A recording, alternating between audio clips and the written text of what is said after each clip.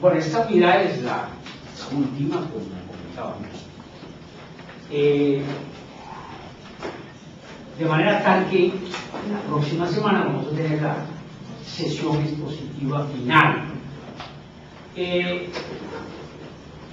Las lecturas que hemos escogido para esta unidad, ustedes lo habrán visto,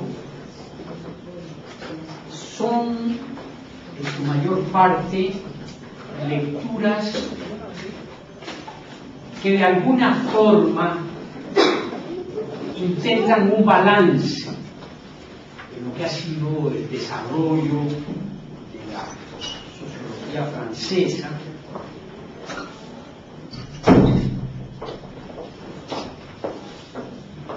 y hay un par de textos ahí, digámoslo así, referidos a la coyuntura actual,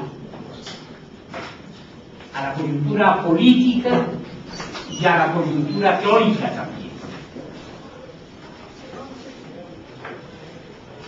Dos de los artículos que están incluidos en las lecturas hacen un balance más referido a ciertas áreas temáticas particulares de la sociología francesa y retoman el tema, como lo hemos comentado, de la educación y el tema de la familia, tal y como ha sido tratado en la sociología francesa.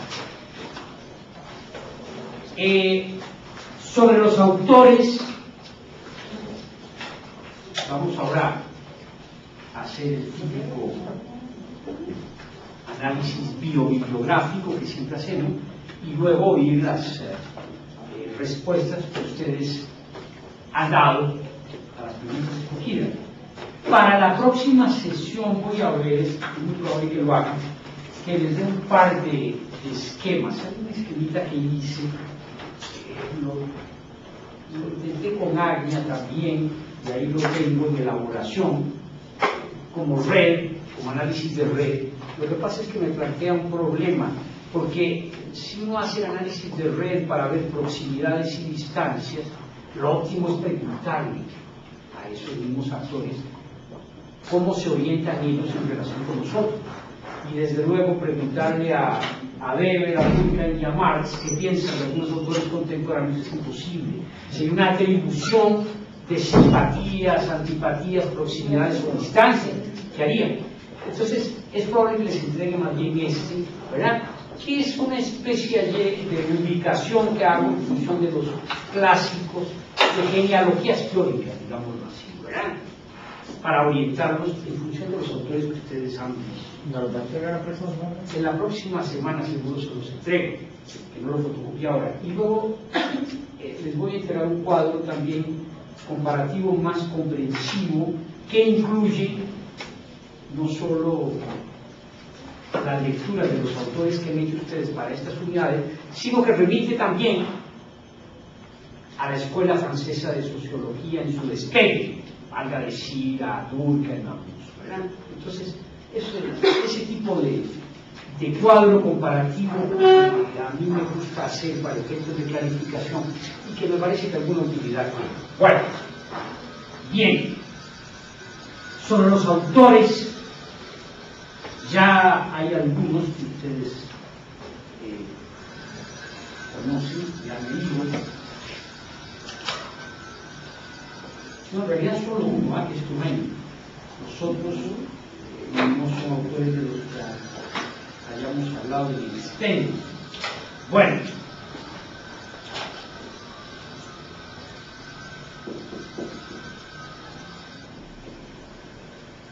Alain Touraine, el texto que está incluido de Alain Touraine acá es un texto escrito en el viaje del siglo, publicado en 1999 y traducido casi que inmediatamente al español.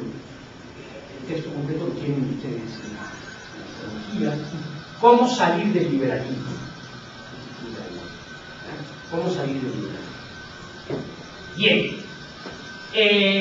Sobre Touraine no vamos a decir mucho porque ya lo habíamos presentado. Simplemente digámoslo así, refrescar algunas de las cosas que habíamos dicho.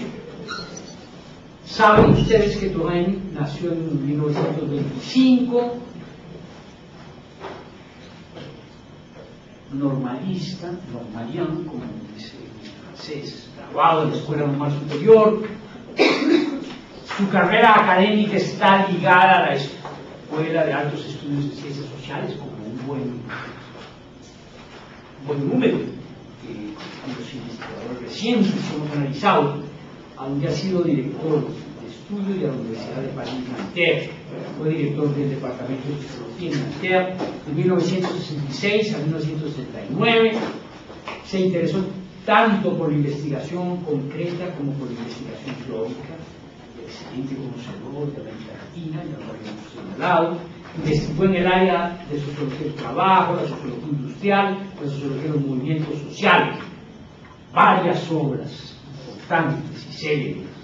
Sociología en acción, ya ustedes leyeron una obra de 84 que es El retorno del autor, que marca un viaje de su obra. En el 93 Crítica de la modernidad, en el 94 que es la democracia, una obra de 2000, La búsqueda de sí, un nuevo paradigma de 2005, y en el 2006 El monde de femme, el mundo de las mujeres. Bueno,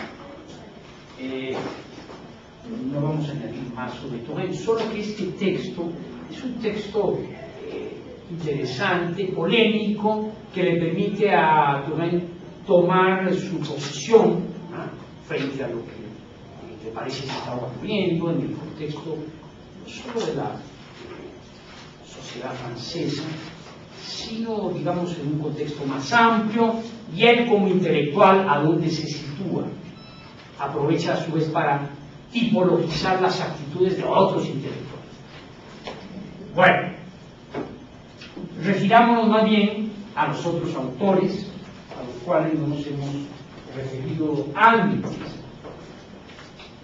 Hay una figura acá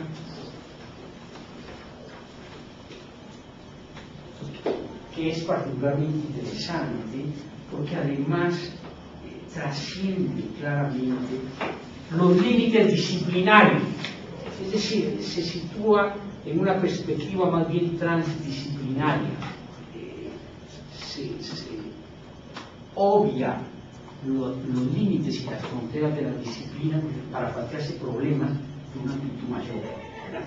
Que es Edgar Morin. Más, estaba verificando en algunos de los análisis, historias, diccionarios de sociología, a veces me incluyen a Morin. Sí, alguien de una influencia notable, es una figura particularmente notable. Hay dos figuras acá que son muy atípicas. Una es Morin y el otro es Bruno Latour. Y los dos son extraordinariamente osados, atrevidos en su planteamiento, y quizás precisamente trascienden el campo mismo de la sociología, y eso los hace, pues, claro, también más interesantes, o muy interesantes, ¿verdad? Bueno, ¿qué decir sobre Edgar Morin? Todavía mayor que Touraine, nació en 1921, de origen judío sefardita,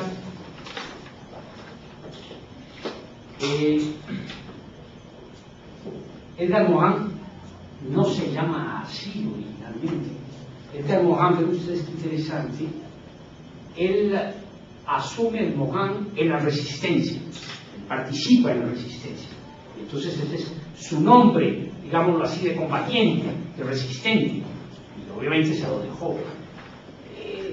Es una historia interesante, la historia familiar de él, las tragedias familiares. La madre muere cuando él tiene 10 años, eso lo reconoce en una de las entrevistas, tuvo una fuerte influencia en lo que fue su desarrollo posterior, sin duda, ¿verdad? Bueno, no tiene la trayectoria típica del normalista, no ingresó a la Escuela Normal Superior, un buen número desde Durkheim, lo habían hecho, ¿verdad? Bueno, pues Morin no, tiene otra perspectiva. Es una perspectiva sin duda muy interesante, porque se vuelca sobre temas que no han sido a veces objeto de interés por parte de sociólogos más tradicionalmente académicos, digámoslo así, tiene su compromiso político, formó parte muy joven del Partido Comunista Francés, se separa y se separa abruptamente, y sobre todo toma sus distancias fuertes después de la invasión que hace la Unión Soviética de Hungría en 1956. Ustedes probablemente vamos a hablar de un célebre levantamiento que se da en Hungría en 1956. Y los soviéticos realmente aplastaron ese intento de hacer cambios dentro de la esfera del llamado socialismo real, ¿verdad? Bueno, Mohan, frente a eso, con otros intelectuales más franceses, ¿verdad?, se distancia, critica esa decisión y sale del Partido Comunista, funda, junto con otros, una célebre revista con Castoriadis, con Lefort, con Claude Lefort, funda una revista que se llama Argumentos, que tiene un gran impacto, una gran fuerza, ¿no?, crítica, analítica, y comienza a escribir una serie de reflexiones sociológicas muy particulares, digamos, sobre el mundo del espectáculo. Es un pionero en Francia, tiene un serio de ensayo sobre las estrellas de cine. No sé si lo he leído, se producido en español hace muchos años. Tiene un ensayo sensacional que se llama El espíritu del tiempo, una gran agudeza. Y sin duda que tiene una gran agudeza. Ustedes habrán oído probablemente una expresión, chica yeye, o chico yeye. ¿Han oído esa expresión? Ustedes, bueno, pues eso es Edgar Morin. Edgar Morin en los 60, para caracterizar ese cambio real, juvenil que se estaba dando, es el que acuña esa expresión. Es un tipo de una extraordinaria imaginación, muy creativa. Cuando habla del Homo sapiens, dice que el sapiens es también demens, o sea que hay algo de demente, de creativo, de utópico, de soñador, ¿verdad?, que no es solo sapiens. Tiene una fisga y una fineza extraordinaria, y además, como les digo, incursiona en áreas que trascienden el espacio disciplinario mismo. Por ejemplo, en el análisis de la complejidad, el tema de la complejidad lo lleva a interesarse en el análisis de los sistemas, en el campo biológico, en el campo informático, ¿verdad? Y comienza a escribir a partir de cierto momento una obra monumental, de 4 volúmenes, se lleva su buen rato en eso, sobre el tema del método de la epistemología. El artículo que ustedes están leyendo es una reflexión epistemológica sobre la sociología. Vamos a utilizar algunas de esas categorías. Es un artículo ya de hace algunos años, del 85, pero me parece muy sugestivo. Bueno, esa obra se llama El método. El método está parcial, no sé si está completamente traducida al español. Escribió en el 81 una obra que se llama Para salir del siglo XX. Para salir del siglo XX. En el 94 había publicado La complejidad humana, y en el 2002 por una política de civilización. Mohan se vio envuelto en un problema semijudicial, creo que no, en fin, o sea, es una gran repercusión, porque en un artículo que él firmó, que salió publicado en Le Monde, dijo que más o menos esta era la idea, que los judíos habían padecido una dominación atroz, terrible, y que se le estaban haciendo pasar ahora a otros. Y eso fue denunciado por algunas de las asociaciones francesas. Ustedes saben que hay una gran severidad en cuanto a lo que puede ser la expresión de afirmaciones que pueden tener alguna resonancia racista. eso le valió a Román un problema inicial serio. Entiendo que fue absuelto sin mayor problema, pero quiero decir, o sea, resultaba paradójico, Edgar Morin, de origen judío, resistente, que participó en la resistencia, fuera acusado de expresiones racistas de ustedes. Era un punto de vista muy personal, muy, digámoslo así, muy que respondía a una convicción y a un análisis. Es una figura muy interesante, muy interesante. Bien, refirámonos a otro autor, que es un autor muy joven, yo creo que es el autor más joven que han leído ustedes acá en estas unidades, que se llama Thomas Benatri.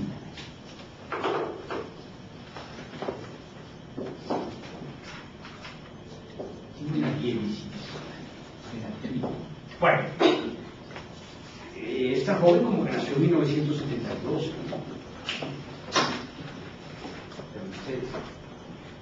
hizo sus estudios en la Escuela Normal Superior, en filosofía, e hizo luego un posgrado en sociología en la Escuela de Altos Estudios en Ciencias Sociales.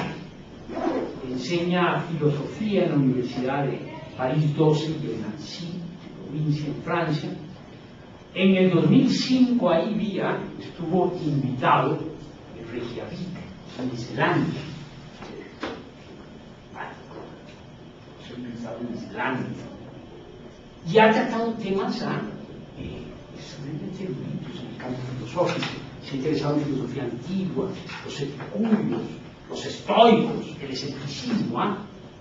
Y este artículo que ustedes están leyendo es un paralelo entre esa sociología crítica montesiana y esa sociología de la capacidad crítica, eficiente de Bourdieu, pragmática, entre las cuales incluiríamos, obviamente, a Boltanski, a Thévenot, y de alguna forma próximo, el otro personaje particularmente polémico, que es Bruno Latour. Bruno Latour es el autor del artículo este simpático que encabeza con la tira cómica, ¿verdad? De la falta, claro, bien. Ya, ¿verdad? Ok. Bueno, Latour hace cosas así, originales. Tiene en su página web, hizo la edición de una especie de viaje a través de París, subterráneo de París. Si tienen conexión móvil, cable móvil, pueden hacerlo, ¿verdad? Si no, pues evidentemente lo hablamos. con móvil telefónico la cosa es más complicada. Es interesante, ¿eh? Bueno, hablemos un poco de Bruno Latour. Ya hago que hablar, y les decía yo a ustedes, tengo la impresión que va a dar mucho que hablar todavía. Es de esos que me vuelo, pero este es el olfato lo induce a uno al robo, ¿verdad? O sea, no hay que confiar demasiado en el olfato. Pero digo que me da la impresión que va a tener una repercusión muy prolongada en el espacio, en el campo sociológico. Bueno, ¿qué decir sobre Bruno Latour?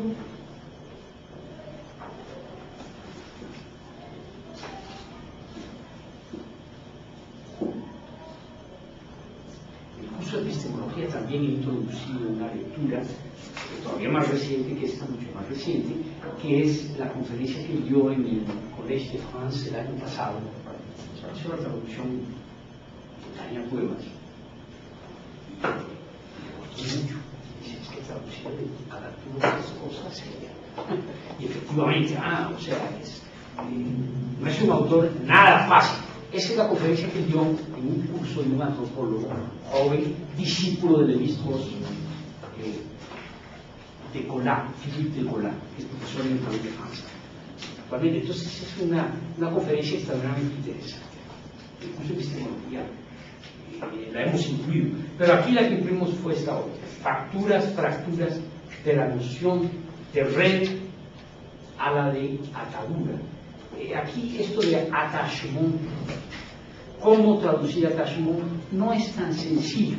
Podría pensarse, estar attaché es estar ligado, es ese, ¿verdad? Ligamento, pero es que el ligamento tiene otro sentido, ¿verdad? Por eso el que usamos fue ligamento, attachement. Bueno, Bruno Latour nace en 1947 en Dijon, graduado, hizo su doctorado en la Universidad de Tours, en provincia, en 1975. Estudió primeramente filosofía y antropología. Y bueno, es de los que pasó por ese trabajo de campo, hizo investigación de campo en África, ¿verdad? Su rato, ¿no? Y luego se le ocurrió, no sé si a él o fue la sugerencia que le hicieron, se le ocurrió hacer una etnología de lo que es el trabajo científico. En otras palabras, observar desde un punto de vista supuestamente etnológico en qué consiste hacer ciencia en un laboratorio. Y se fue a un laboratorio de un célebre investigador francés que estaba en California, que por lo demás obtuvo el premio Nobel del investigador, un investigador reconocido, que trabajaba en problemas de endocrinología.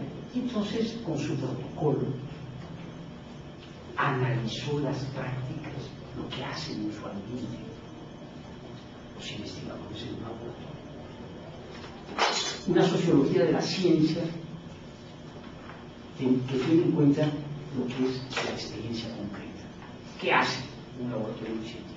¿Cómo funcionan esas llamadas verdades científicas? Y claro, la prueba resulta, digamos, fuerte, ¿no? Bueno, la verdad es la verdad aceptada por los pares, ¿verdad? Por los otros investigadores. Eso es lo que pasa por verdad, desde el punto de vista de lo que es un trabajo de laboratorio, pues, evidentemente, ¿verdad? Mientras no sea eso cuestionado, pues lo damos por aceptar. Bueno, trabajó bastante este tema de la sociología de la ciencia, analizó la polémica que se suscitó en torno a la generación espontánea y a las tesis de Pasteur.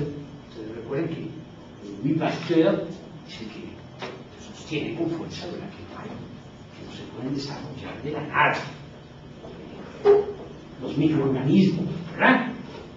Y entonces, claro, él analiza ese debate histórico para ver qué condiciones hacen posible que Pasteur y su tesis resulten triunfantes en el debate que se está haciendo, ¿verdad? De ustedes. Bueno, ha trabajado y ahí ha estado, creo que está todavía, en el Centro de Sociología de la Innovación, en la Escuela de Minas de París. Esa es una escuela de ingenieros. O sea, él ha enseñado sociología a ingenieros. Ustedes, algunos de los críticos de los análisis de Latour dicen que es una sociología de ingenieros, ¿verdad? Bueno, ha estado el profesor invitado en la London School of Economics y leí que parece que a partir del próximo año o de este año académico que se inicia en 2006 va a ser profesor en la Fundación de Ciencias Políticas, Sciences Po, un centro célebre de formación en el campo político del país, ¿verdad? Bueno, tiene varias obras interesantes y polémicas. En el 79, La vida en el laboratorio, Los microbios, guerra y paz. Pero usted que esta preocupación por el tema de los microbios, ¿eh?, lo va a llevar a sostener la tesis de la importancia de una serie de factores que son actores, y más que actores, actantes, que ese es el término que no utilizamos. término actante es un término de la lingüística que lo utiliza sobre todo Greimas, y él lo asume acá. ¿Qué es un actante? Un actante es un factor que interviene, que está ahí, ¿verdad? Que de alguna forma lo vemos actuado, lo identificamos, pero no sabemos lo que es. Y no podemos prejuzgar qué es, ¿verdad? Entonces, su tesis central es que los actantes no son solo humanos. En otras palabras, que tenemos que introducir en el análisis cadenas, relaciones, redes en las que están incluidos objetos o entidades no humanas. Los microbios, por ejemplo. Los microbios no es que actúan sobre nosotros, sino que nos hacen hacer. Ya vieron ustedes en el texto, esa elaboración que él hace. No nos determina, sino nos hace que hagamos. Bueno, evidentemente, a partir de cierto momento, cuando entran en acción los microbios, cuando sabemos lo que son los microbios, pues hay una serie de prácticas nuevas, ¿verdad? Desde lavarnos los dientes, abrir las ventanas en la noche. Eso es un poco extraño. Entonces, si se abren las ventanas, entran los microbios. ¿Verdad? Bueno, es así, ¿verdad? Evidentemente que tomemos una serie de precauciones. Si alguien tose, pues nos movemos, ¿verdad? Porque necesitamos, si alguien estornuda, pues bien, si alguien estornuda, nos preocupa, nos movemos. Entonces, nos hace así. O sea que no están ausentes de los que hacemos. ¿Ven ustedes? Bueno, este concepto de actante es central en el análisis. Que a mí me parece extraordinariamente sugestivo, muy, muy interesante. Digamos, claro, el concepto mismo de actante lo utiliza también Fortescue de Vernon. Comparten esa misma, digamos, ya lo vieron ustedes en el trabajo de Benatuil, ¿verdad? Cómo él, de alguna forma, lo relaciona esta sociología pragmática con esta otra sociología que se llamó originalmente la teoría del actor red, actor-red. Y dice, eso sonaba horrible, pero me convencí que realmente responde un poco a lo que realmente nosotros queremos hacer y estamos haciendo. Y dice, cuando la vi escrita en inglés, Actor Network Theory, me gustó más, porque es ANT, ¿verdad? Y ANT, como saben ustedes en inglés, es hormiga. Entonces dice, eso me pareció simpaticísimo, porque en realidad ese es el trabajo realmente de reflexión científica y de reflexión desde el punto de vista de la filosofía de la ciencia. Bueno, tiene un libro publicado en el 91, Wallenstein, cuando hace un balance en el Congreso Mundial de Sociología, en Montreal, cuando cita los desarrollos, dice, hay algo que no ha figurado mucho, y sin embargo me parece extraordinariamente original, y cita a Latour, y tiene un libro, es un libro muy polémico, muy interesante, que publicó en el 99, que se titula Nunca hemos sido modernos. ¿Qué cuento de postmodernos? En realidad nunca hemos sido modernos. Pero tiene un significado particular, ¿qué quiere decir con eso? Luego, en el 99 publicó Políticas de la Naturaleza, en el 2002 La Fábrica del Derecho, una etnografía del Consejo de Estado. El Consejo de Estado es más o menos la sala constitucional en Francia. Bueno, pues él hace un análisis del funcionamiento y la llama así, La Fábrica del Derecho. Se pronuncia, ¿no?, que se llama sentencia, resolución.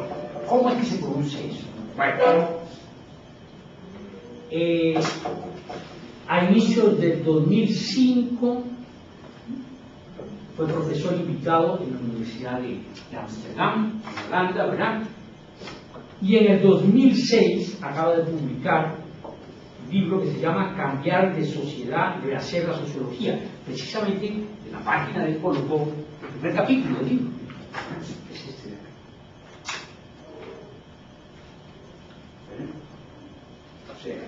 ahí está, disponible el primer capítulo, ¿verdad? Es un libro que acaba de publicar, acaba de sacar. Bien, bueno, sobre los otros autores. He colocado conjuntamente a François Dubé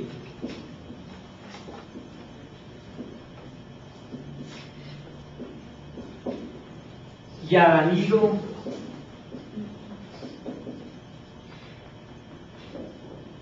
Martuchelli. Los franceses dirían Martuchelli. O sea, el apellido debe ser probablemente italiano.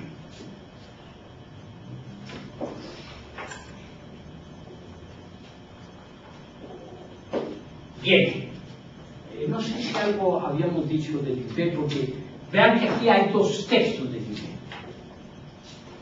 dos artículos, uno escrito por él y otro escrito conjuntamente con Martuchelli, ¿verdad? El que él escribió publicado en el 2004 en esta revista que se llama La Revue du Mos. Ven ustedes, hace relación al apellido de Marcel Mauss, pero es en realidad es movimiento antiutilitarista en la ciencia social. Es muy simpático, muy ingenioso, ¿verdad? Bueno, pues este número de la revista está dedicado al tema. Esa es la pregunta que se hace. ¿Es posible, o es pensable más bien, una teoría sociológica general de la ciencia social? En torno a esa pregunta. Ahí está contenido el artículo que ustedes han leído y que se hizo la traducción recientemente, también lo había hecho. El artículo de François Dubé que se llama ¿Por qué continuar siendo clásico? Que es el artículo de Dubé, que me parece interesantísimo porque precisamente es un artículo que nos permite remontarnos a los clásicos y ver cómo los clásicos están pesando a su manera en el debate actual de la sociología. Es un excelente artículo, un buen artículo. Bueno, algunas de las tesis que él sostiene ahí en este artículo las había desarrollado en la introducción del artículo que escribió con Martuchelli sobre la sociología de la educación en Francia. Dubé es uno de los más importantes sociólogos de la educación en Francia en este momento. Digamos que así como Bourdieu y Passeron escribieron la reproducción, ¿verdad? Y por ahí quizás hay que arrancar con Durkheim, ¿no? Pero bueno, la reproducción de la que ya hablamos. Laïr y Dubé son probablemente los autores que me parecen más polémicos e interesantes en el campo de la sociología de la educación en este momento. Bueno, él se ha dedicado mucho a ese tema. ¿Qué decir sobre Dubé? Es profesor de sociología en Bordeaux, en Burdeos, en el sur de Francia, y en la Escuela de Altos Estudios en Ciencias Sociales en París. Nació en 1946. Defendió su tesis de doctorado de Estado bajo la dirección de Alain Touraine, que ha sido de alguna forma su maestro, ¿verdad? Entonces, con que hace un particular reconocimiento a Touraine, y a la tolerancia y al respeto de Touraine hacia su trabajo. Bueno, esa tesis de doctorado de Estado fue sobre el tema de las conductas marginales juveniles. Se interesó hace ya sus años en este tema. ¿Para ustedes? Entonces, claro, es un autor clave para entender los movimientos juveniles recientes en Francia. Es más, Le Monde publicó, después de los movimientos recientes que hubo contra el contrato de primer empleo, ¿verdad? Y en relación con los movimientos anteriores de noviembre, marginales, jóvenes migrantes, publicó algunos artículos de muy reflexivos, porque es alguien que ha venido trabajando eso. Es que, vean ustedes que al final de cuentas, cuando se trata de fenómenos de este orden, lo interesante es conocer la opinión, el punto de vista de aquellos que han venido trabajando eso, porque le han venido dando seguimiento a esos procesos. O a ver qué digo sobre eso, no. Mire, ¿usted qué tiene que decir sobre esto? No, mire, yo sobre eso pues, no tengo mucho que decir, porque no me he ocupado de eso. Pregúntenle usted a los que le han dado seguimiento. Bueno, Duvet, como les digo, ha estado trabajando en eso. El tema de la condición urbana, los movimientos sociales, la delincuencia juvenil, la socialización, el trabajo. Publicó una obra en la que toma sus distancias de Duhem, una obra que se llama Sociología de l'expérience, Sociología de experiencia. Es una obra muy interesante. Ya vamos a hablar sobre la categorización que él hace del concepto mismo de experiencia. ¿Qué entiende él por experiencia desde el punto de vista sociológico? Es una elaboración que él hace. Cómo el actor puede de alguna forma remitirse a tres registros distintos. El registro de su pertenencia social, el registro de lo que es el cálculo que tiene en cuenta el mercado y el registro de su subjetivización, que es la referencia a los valores. De alguna forma, la experiencia se construye haciendo referencia a esos tres registros. Bueno,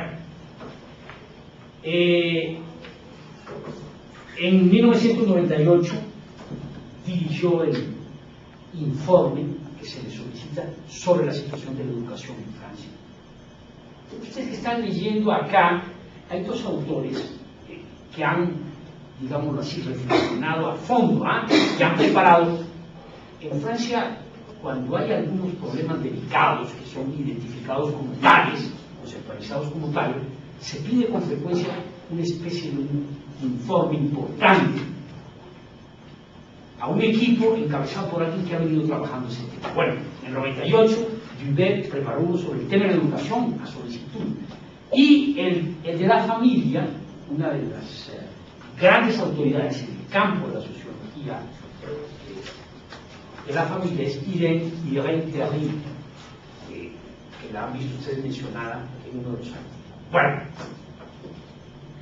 con Martuchelli, con el que escribe este artículo sobre la educación, ¿verdad?, que hace un balance sobre el tema de la sociología de la educación, publicó en el 98, les digo, un libro que se llama ¿En qué sociedad vivimos? Es un libro interesante. Bueno, decir algo más sobre Jean-Luc Deschaux, que es el que hace el balance sobre la sociología de la familia en Francia, que son más o menos simultáneas, mediados de los 90, esta que hacen Duvet y Martuchelli, y la que hace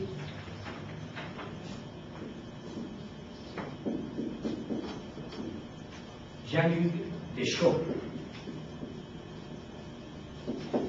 Bien, no conozco ampliamente la trayectoria de él, sé que es profesor de sociología de la Universidad René Descartes, de la Universidad de París 5. Saben que la Universidad de París es un sistema compuesto de varias universidades. Bueno, está en la Universidad 5, en el centro del país, Universidad René Descartes. Bueno, presentados los últimos autores de esta unidad, ¿verdad? Lo que procedería entonces es oír las preguntas, las respuestas que ustedes tienen a las preguntas que han escogido, y referimos luego en la sesión expositiva a los temas más generales. A ver, ¿con quién comenzamos? ¿Con quién iniciamos? A ver, ¿verdad? Adelante, por favor. Bueno, es sobre el artículo de Duvet. Sí, de Duvet y Martuchelli. Esto es bien. La cita dice: la individuación es sinónimo de distancia al papel. La conversación entre el yo y el sí mismo, el proceso por el cual el actor aprende a mirarse con los ojos de otros, Todo lo demás es la distancia a partir de la cual ciertos autores definen actualmente la individualidad. Sí. Y la pregunta dice, ¿cuál es la diferencia que hacen los autores entre el concepto de individuación e individualidad? Sí. Y bueno, aquí está definido qué es individuación. Sí. Y esto es como verse desde afuera, ¿verdad? Sí. Con los ojos del otro. Tomar distancia frente Así. a sí. Sí. Y lo de la individualidad es, bueno, ahí cuando habla de distancia, es, bueno, distancia entre el objeto y el sujeto, ¿verdad? O el objetivo y el subjetivo, donde el objetivo yo creo que son cuestiones sociales Sí. y lo subjetivo las motivaciones individuales. Sí. Y bueno, esa individualidad se refiere al individuo postmoderno, que algunos autores lo ven así como más subjetivo, tal vez más con motivaciones individuales. Y también alude a la diferenciación de los papeles, las especificidades y la diferenciación social. Y bueno, también es como puede ser sinónimo o parecido a lo que es autonomía, ¿verdad? O Sí. autónomo. Es, bueno, todo eso que he dicho también es distanciación del individuo con el resto del mundo. Sí. Pero vean ustedes que en este artículo, está bien, ¿no? En este artículo, que ustedes han leído, Dubé y Martuchelli retoman una tesis tureniana. Es una tesis de Turén, de la cual ya hablamos y ustedes leyeron a Turén. Turén dice: la sociología se ha movido entre el sistema y el individuo, o dándole más énfasis al sistema o dándole más énfasis al individuo, ¿verdad? Entonces, lo que ellos hacen es retomar esta tesis y referirla fundamentalmente a lo que ha sido la conceptualización de sistema y de individuo en las distintas corrientes de la sociología de la educación en Francia, ¿verdad? Desde Durkheim, en el cual los individuos interiorizan a través del proceso de socialización contenido del sistema. Pero hay una diferencia con otra orientación, que es la orientación estructuralista marxista, como ustedes lo vieron, que es la althusserliana. Lo que en Durkheim puede ser positivo, que es en realidad convertir al niño en un futuro ciudadano, con lo positivo que eso implica, en la conceptualización althusserliana, eso es algo más bien, digámoslo así, que lo que implica es un proceso de sujetamiento. En otras palabras, nos convertimos en sujetos sujetados, ¿verdad?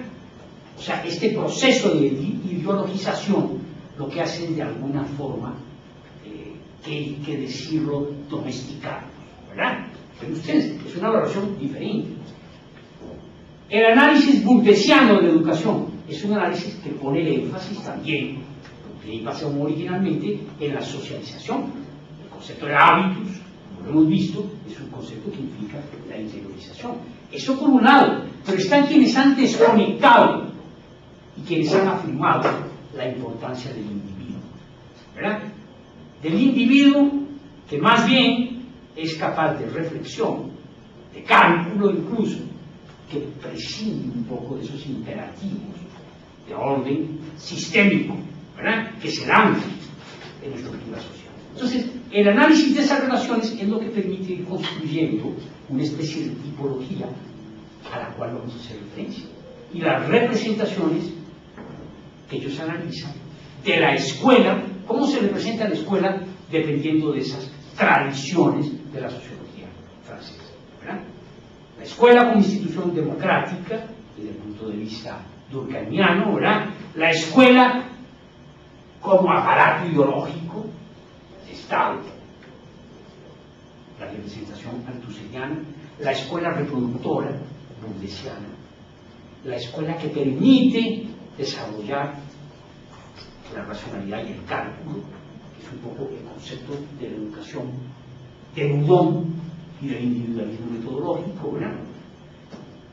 Y la perspectiva de Duvet, que aquí desarrolla con Martuchelli, que es la escuela como una instancia de experiencia, en la cual se da la influencia, se da la posibilidad de cálculo y se da la posibilidad de construirse como sujeto. ¿Ve usted? Es interesante la tesis. Y releyendo a Duvet veía que había una diferencia interesante con Touraine, su maestro, en la definición de sujeto mismo. Touraine decía, nos volvemos sujetos en la medida en que tenemos la voluntad de ser actores. Así lo habíamos señalado. Pues Duvet invierte un poco los términos y dice, somos sujetos en la medida en que los actores se distancian de sí mismos. ¿Con ustedes? Es una concepción distinta, próxima, pero distinta. En otras palabras, si bien Touraine está poniendo el énfasis en la intervención, en la posibilidad de no reproducir simplemente las prácticas, eso es ser actor. Y eso es lo que nos permite ser sujetos en la medida en que somos actores. Más bien el énfasis de Duvet está puesto en la reflexividad del actor. En la reflexividad del actor, la distancia que él puede tomar de sí mismo, lo que permite convertirlo en sujeto. Ustedes hay una diferencia interesante. Bueno, a ver, ¿alguna otra? Adelante, por favor.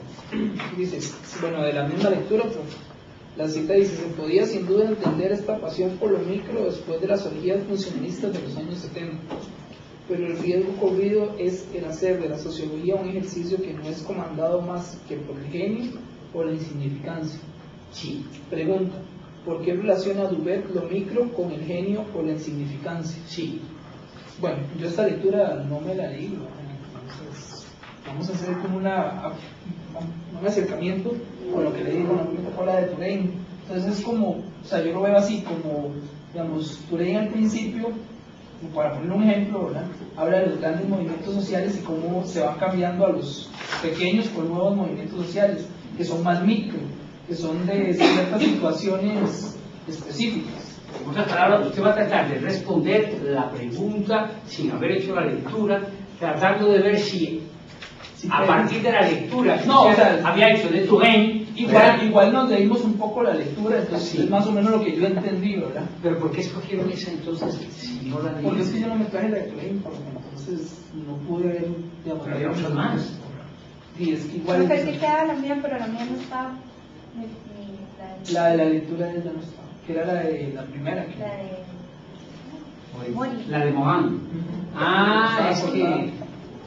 Pero ustedes sí presentaron. No, claro, no estaba esa texto. Ah, el texto no lo tenía. Bueno, a ver, pero es que vean ustedes cómo va a responder la de... No, es como por poner un ejemplo, pero A ver, yo bueno, siento a ver. que lo que el autor dice es que, digamos, anteriormente se venían cosas muy macro, ya muy, digamos, ¿cómo decirlo? Digamos, en el contenido de los movimientos sociales antiguos era una cuestión como muy de un solo movimiento social que, digamos, que se venía ante una situación específica. En cambio que ahora, digamos, con los nuevos movimientos sociales surgen diferentes tipos de situaciones que son vistos desde diferentes puntos, digamos, de vista, digamos, de nuevos movimientos sociales. Entonces son más micro. No, pero no tiene nada que ver eso con... O sea, lo que yo quiero decir es, ¿cómo se llama? Que se dan... Es que, ¿cómo me explico? No, pero es que usted tiene... Claro, usted ha hecho lectura sobre Touraine, pero la pregunta está referida al tema de la microsociología, del interaccionismo simbólico, por qué el interaccionismo simbólico se ocupa en la medida en que adquiere espacio teórico. Es otra historia. Mejor me la contestan por escrito, ok, ¿verdad? Después de haber hecho la lectura, ¿verdad? Puede ser. A ver, ¿qué otra más? ¿Qué otra más? Adelante.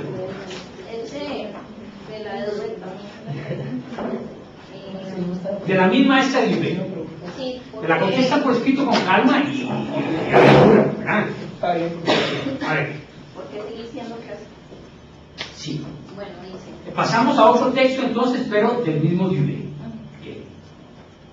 Dice, si tomamos en cuenta el espacio de tiempo de una generación, es imperativo constatar que el programa de sociología clásica se ha ido progresivamente descomponiendo en una serie de sociologías especializadas. Explique, bueno, es una pregunta. Sí. Explique según la lectura si el surgimiento de las llamadas sociologías especializadas representarían una amenaza para la tradición teórica de la sociología clásica. Bueno, en realidad yo creo que Está bien la pregunta, es una pregunta interesante porque es una tesis de Touraine. Toda esta multiplicidad de objetos particulares no hace perder la perspectiva original. Bueno, sigo porque si no, entonces, claro, ¿qué va a decir usted? Tiene razón, ¿no? Usted sonríe, tiene razón. Adelante, por favor. bueno, yo pues que en realidad no creo que según la lectura que las sociologías especializadas sean una amenaza en sí para la sociología clásica, Yo creo que en realidad lo que hacen es retomar a los clásicos y que, porque digamos, bueno, los fundamentos teóricos para hacer análisis de situaciones específicas, muchas veces de temas particularmente actuales, por ejemplo. Y que aunque se planteen ideas nuevas, siempre en estos nuevos trabajos especializados hay un trasfondo teórico clásico de base, aunque no se diga abiertamente. O sea, uno puede leer un texto y sí, sociología especializada en un tema específico y todo, pero ahí siempre hay como un sonidito de fondo que le dice a uno que sí. Bueno, a veces no, ya no lo hay, ya se ha desvanecido el sonidito, ya habría que tener un oído muy fino y agudo para entenderlo, ya se ha diluido, ¿verdad? Pero tiene usted razón que hay resonancias con eso. y de hecho aquí viene en una página del mismo texto, dice: pero en gran medida la sociología no quiere romper con su historia porque, más que los métodos y las exponencias teóricas, aparece todavía como el mejor garante de una pertenencia a la familia sociológica. Al contrario, algunos trabajos que se presentan como radicalmente nuevos no hacen más que retomar las nociones más clásicas al precio de algunas invenciones, que son invenciones del lenguaje más bien chics que verdaderamente nuevas. Eso es un poco lo que usted está diciendo, ahí sí, ¿verdad? Ahí. Ahora, claro, ¿qué dice? Duvet dice algo simpático: yo soy de alguna forma neoclásico, dice. ¿Por qué? Porque ya soy consciente de que la representación que de la sociedad se hacían los clásicos, que está presente en la obra de Turkheim, por ejemplo, ya no es posible tenerla hoy. ¿Cuál es la tesis? Que la tesis un poco de Touraine también, ¿verdad? Ya esa sociedad que se identificaba con la sociedad estable, ¿verdad? Esa es la que pensó Durkheim, que analizó Durkheim, es una sociedad que se ha hecho múltiple, diversa, ¿verdad? La pregunta es: ¿desde dónde definir una especie de punto central? Ya lo que tenemos es una gran dispersión de prácticas, de creencias, de culturas. Entonces, ¿a dónde está esa? No es posible ser clásico hoy como eran los clásicos. Por eso es que dice, de alguna forma, yo soy un neoclásico. Esa es la tesis. Pero vamos a insistir. Está bien lo que ustedes señalaron. Está bien. Muy bien. Bueno, ¿y tenían otra sobre Duvet o no? No. Muy bien. ¿No hay ninguna otra? Sí. Sí, pero era de Duvet y... Bueno, no importa. Ese tema Es que el ángulo no me permitía. No, disculpa. Adelante, por favor. La cita dice: dicho de otra forma, la unidad de la socialización no es más dada a los actores, sino ella debe ser construida por ellos, lo que implica que la socialización sea centrada en la distanciación. La pregunta es: ¿por qué razón el hecho de que la unidad de la socialización deba ser construida por los actores implica que la socialización sea centrada en la distanciación? Según entendí, esto se refiere también a la integración social, donde dice que los lazos entre el actor y el sistema no están dados, pero este lazo es reconstruido en y por los individuos en el momento de su socialización. las experiencias de los individuos son construidas por las relaciones particulares de ellos, y esa distancia que se da es porque crean su experiencia y su organización de una manera autónoma y libre. Sí. Sin embargo, no se distancian completamente porque crean esta socialización y experiencia a partir de un material cultural que los antecede. Está bien, ya. Muy bien. No, pues está bien. Vean ustedes que lo que está de alguna forma presentando es su punto de vista particular sobre qué significa la experiencia escolar. Cuando Dubé analiza este tema de la experiencia, lo refiere originalmente al tema de la experiencia escolar. ¿Qué significa vivir la escuela? ¿Qué significa para los alumnos vivir la escuela? Hay un artículo reciente que está publicado en inglés, que es más o menos así se titula, la sociología de los alumnos. O sea, ¿qué pasa con esa experiencia escolar? ¿Es meramente una experiencia de reproducción? ¿Es una experiencia de completa distancia? ¿Es una experiencia de formación ciudadana libre de otras situaciones? No, es todo eso. ¿Ven ustedes? La experiencia es la posibilidad de tomar partido en torno a eso. Eso es lo que implica el concepto de experiencia. El concepto de experiencia, como desarrolla Dubé, es la posibilidad de experimentar la reproducción, de experimentar que eso que yo oigo, que eso que se me pide hacer, es lo que a otros les dijeron y lo que a otros les pidieron antes de que yo llegara. Usted, es eso. Pero también es la posibilidad de hacer yo, de tejer mis propios lazos en el ámbito de la escuela, de crear mis relaciones, de crear mi grupo, de establecer mi sentido de pertenencia con ustedes, de definirme progresivamente de qué quiero hacer yo en función de las posibilidades que tengo, desde luego, ¿verdad? ¿Qué cálculos generales hago para mi vida? Cálculos generales. Si ustedes le preguntan al niño pequeñito, pues sí, puede ser lo que dice, que quiere ser astronauta o bombero, lo cual, pues, vean ustedes que quiera ser bombero es un buen signo, es un buen signo, es una profesión extraordinariamente bien valorada socialmente. ¿Quién va a pensar mal o a hablar mal de los bomberos? Realmente, ustedes saben que después del 11 de septiembre los bomberos se volvieron héroes, y como no, mártires, exactamente, mártires. Hasta cierto punto celebridades, porque celebridades, sí. Una empresa de tiras cómicas sacó ejemplares sobre los bomberos, los policías y médicos a partir de ese de los 11 de septiembre. Sin duda alguna. Además, vean ustedes que hay una dosis de altruismo considerable en esa profesión. Es un riesgo terrible, sinceramente. Bueno, ¿quién puede darse el lujo de hablar mal de un hombre? Pues difícilmente, ¿verdad? Que lo pongan adelante a ver qué hace, a ver si actúa igual que un hombre. Bueno, el niño precisa que quiere hacer de alguna forma. El estudiante de colegio, de alguna forma, hace sus cálculos, siente el peso de la cuestión y opta, se construye progresivamente como sujeto. Sé subjetivo. Esa es la tesis. El registro, la experiencia como la posibilidad de definirse en torno. No hay unilateralidad alguna, ni solo reproducción, ni solo cálculo, ni solo opción en relación con valor, sino esa combinación que vamos definiendo y que permite que nos construyamos como. Bueno, a ver, ¿qué otra pregunta y qué otra respuesta?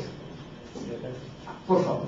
De la primera lectura, ¿no? Bueno, de la Edgar Moore. Muy bien. Que dice la cita: la academia, es decir, a la universidad, de modo señorial, feudal del poder universitario con su sistema de fidelidad, algunas veces servil con sus grandes libertades y la investigación bajo control universitario es animada por las finalidades del conocimiento por el conocimiento. En el sector tecnoburocrático, lo que caracteriza cada vez más a la organización de la investigación son las ideas de finalidades administrativas, las finalidades pragmáticas que tienden a especular a las finalidades especulativas. Luego dice, entonces, a partir de esta cita, en lo que es la fractura institucional, que es toda la parte de la lectura, dice a partir de donde se hace sociología. En esa misma página dice, los créditos son atribuidos a proyectos de investigación que responden a los objetivos de la administración, del poder o de las empresas. La manera en que se plantean las relaciones humanas difiere de la del academicismo, ya que el patrón en el sentido universitario del término es sustituido por el boss en el sentido empresarial del término. El boss con B alta, ¿verdad? El jefe, en inglés, el boss. Y bueno, según lo que tengo entendido, se podría hacer sociología a partir de ese cambio entre lo que puede ser el academicismo universitario y el sentido empresarial. Sí, esa fractura, una de las dos fracturas que la analiza, es una fractura que nos va a dar pie a este repaso sobre lo que ha sido el desarrollo por décadas de la sociología en Francia. ¿Por qué? Porque me parece que esa oscilación en el arraigo espacial o institucional, ¿a dónde se hace sociología? ¿En la universidad? ¿Fuera de la universidad? Es diferente hacer sociología en la universidad que hacerla fuera de la universidad, desde luego. Son reglas diferentes. Él se está refiriendo, Edgar Morin se está refiriendo fundamentalmente al desarrollo de la investigación. La investigación en la universidad tiene una particularidad que ha sido subrayada clásicamente. Robert Merton, me acuerdo que lo insistía. En la universidad existe la posibilidad de definir los fines de la investigación. El investigador que investiga en la universidad puede decir qué quiere investigar. La investigación que se realiza en un ámbito extrauniversitario responde a fines que no son definidos por el investigador, ¿verdad? Es decir, le piden que investigue sobre eso. En ciencias básicas, en un laboratorio, pues lo que es trabajar en torno a algo, una vitamina o lo que sea, ¿me explico? Y en el ámbito de la gran empresa, pues también. Usted podría trabajar en eso, ¿verdad? Pero usted no decide sobre eso. Marca una diferencia grande, notable. Bueno, pero vamos a retomar ese tema de la fractura institucional, de esa doble fractura. Es que la sociología no solo se ha movido en una diferencia clara en cuanto al espacio donde se ubica, la universidad, fuera de la universidad, sino que también hay una diferencia grande en su orientación, más énfasis a lo humanístico, a la filosofía, a los saberes clásicos, más énfasis a las ciencias básicas, a la matemática, etc. Esos son, como digámoslo así, los márgenes de oscilación que se dan en el desarrollo, obviamente, del quehacer sociológico, de la práctica de la teoría social. Bueno, ¿qué más? ¿Qué otras preguntas y qué otras respuestas tenemos pendientes? ¿Cuántas llevamos y cuántas nos quedan? A ver, adelante. ¿Cuál fue la que ustedes escogieron del domingo? Bueno. ¿Cómo salir del liberalismo? ¿Verdad? Esa es la lectura.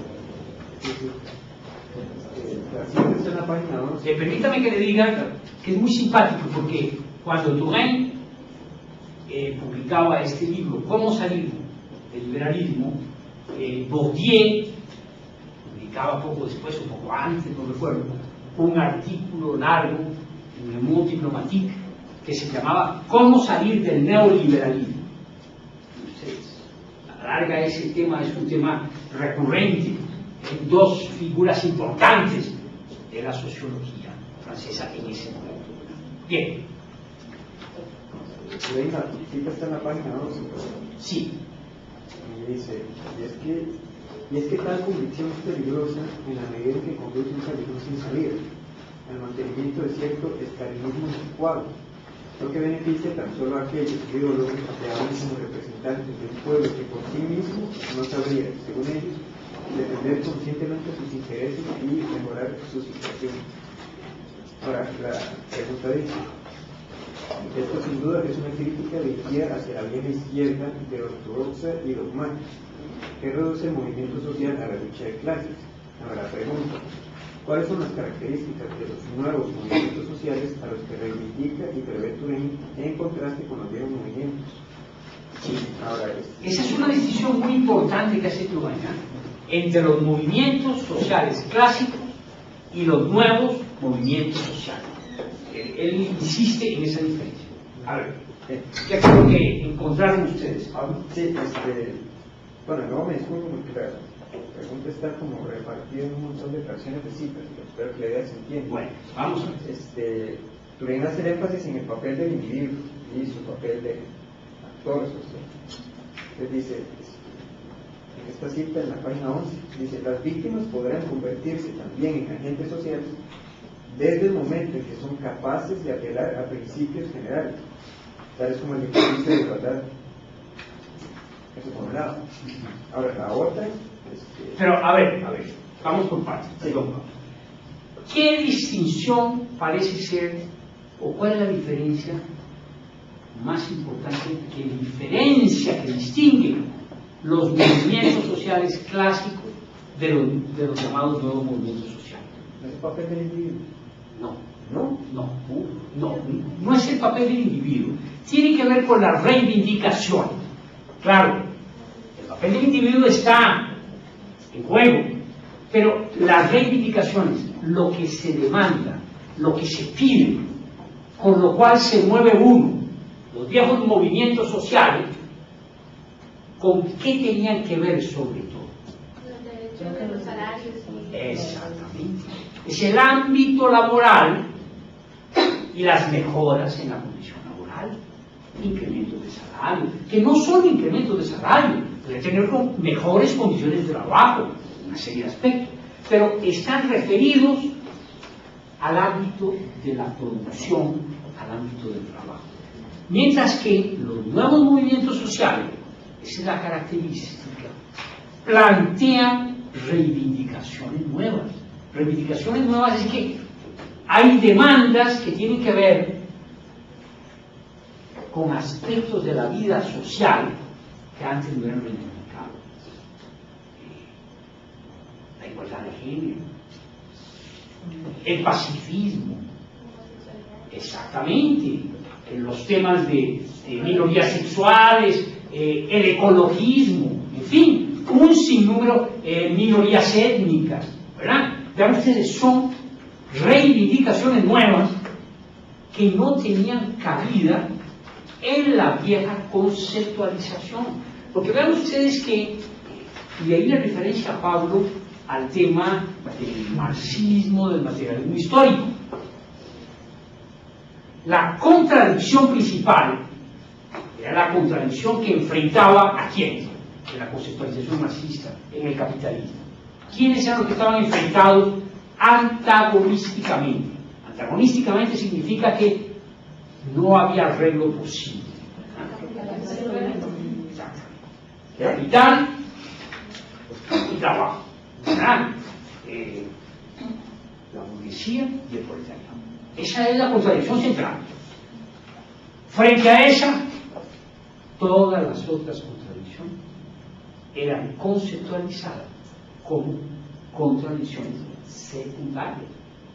Y desde luego que la conceptualización misma de contradicciones secundarias implicaba subordinación a la contradicción principal.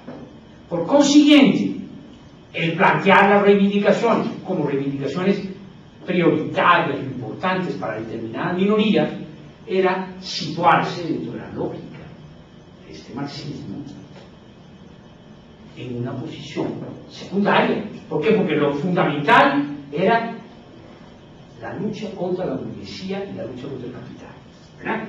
Por consiguiente, en fin, Sí, claro. Las reivindicaciones de igualdad de género, las de minorías nacionales, las de minoría sexual, eso es secundario. Secundario, literalmente, ¿no? Contradicciones secundarias. ¿Ven ustedes? Entonces, lo que Duhigg, que se ocupó del análisis de esas contradicciones en el mundo del trabajo y de la producción, estuvo inmerso en eso. Es decir, usted es un gran conocedor de la situación, no solo en Francia, investigó en Brasil, investigó en Chile, tiene publicado, yo me acuerdo como estudiante haber leído desde muy temprano, a los 60, los trabajos de Duhigg sobre ese tema. Usted, en un momento determinado, el CADI, que es ese centro en el que va a participar Privé, se ocupan de realizar una serie de investigaciones que tienen que ver con movimientos sociales fuera de las fronteras de Francia misma. Por ejemplo, solidaridad. ¿Saben ustedes que solidaridad es un sindicato que se desarrolla al margen y en contra, de alguna forma? En Polonia, a donde se supone que es la clase obrera la que tiene el poder. Entonces, ¿cómo es posible que un sindicato cuestionante cuán fuerte fuera? En un momento determinado en Dansk, en los astilleros, como ustedes lo saben, se desarrolla la que fue hasta ese momento la más importante huelga, que significa un cuestionamiento muy fuerte al régimen de Yalbesi, ¿verdad? Que era el jerarca del Partido Comunista en algún momento.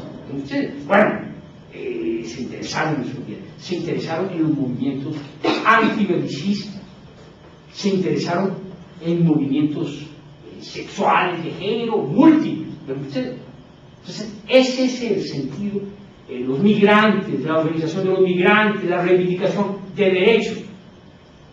Ese es el segundo rasgo diferente. El segundo rasgo es el reclamo y la afirmación de derechos de orden cultural, no económicos.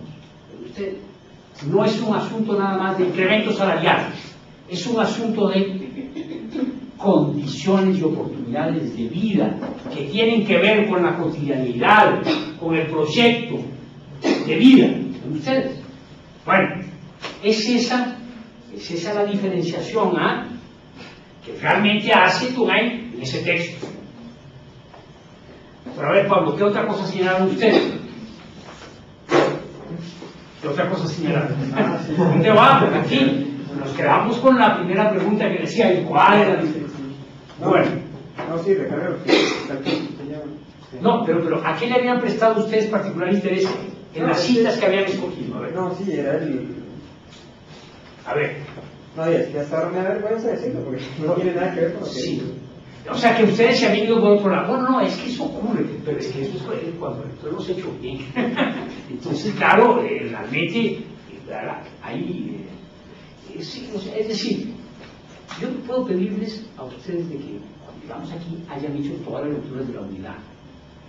Pero, claro, pues, supone que el grupo de alguna forma tiene que estar presente con ello. O sea, si ustedes se repartieron la lectura, es una fórmula de trabajar, ¿no? Yo sigo viendo los problemas que tiene el sistema de trabajo en grupo. Yo lo sigo viendo a eso. Pero es que ustedes tienen luego que trabajar en grupo. Fíjense la triste historia. Y si no aprenden a trabajar en grupo, y aprender a trabajar en grupo significa deslindar responsabilidades, distribuir tareas, pedir cuentas, premiar a los que cumplen y sancionar a los que no cumplen. Alguien me decía, ay, profesor, es tan difícil. Imagínense usted, a un compañero o a una compañera hacerle eso, no colocarlo en la lista. Si lo vamos a seguir viendo a lo largo de no sé cuántos años más. Bueno, pues ya, que los vean feo. No hay más, ¿verdad? Que los vean feo. Según la expresión esa que siempre me ha parecido tan simpática, que los vean a uno feo. Bueno, pues sí, ni modo, ¿verdad? Pero ya, y así es. Ya, ni modo. ¿Por qué? Porque ustedes tienen que trabajar lo mismo. No hay otra. No hay otra. Si no van a trabajar ustedes con como freelancers nada más toda su carrera, ¿verdad? Que trabajar como compañeros de oficina, y si fundan una consultora, y demás, que se hay con los socios de la consultora, y así es la historia, ¿verdad? No es un trabajo. Y van a tener que trabajar con profesionales de otras áreas además, no solo sociólogos, de otras áreas, y trabajar en condiciones a veces más difíciles. Sí, claro. Yo tengo hago el pronóstico de que es muy probable que ustedes tengan que, ya se están viendo, el mercado laboral de ustedes, en el sentido estricto, tiene que ser un mercado laboral regional, centroamericano. Y váyanse habituando a eso. En otras palabras, ustedes van a trabajar probablemente, no solo aquí, van a tener que trabajar en otros países de Centroamérica. Sí, claro, eso es lo normal, ¿verdad? Eso es lo normal. Eso significa adecuarse a condiciones diferentes. Bueno, es aprender a trabajar de distinta manera, ¿verdad? También. Pues sí, claro.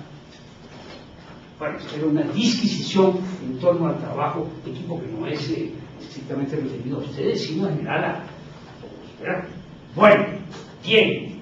Está bien, Pablo. Está bien. No, lo que usted me está diciendo es que ustedes se fueron por otro lado para marcar esa diferencia. No. El texto la marca por ahí, ¿verdad? Hay otros componentes, desde luego, pero la distinción, literalmente así lo dice Tumaines, ese es un poco el punto de vista sobre esos nuevos movimientos sociales. Bueno, sobre este texto de Tumaines, ¿hay alguna otra pregunta? Sí. Él dice la cita, página 55.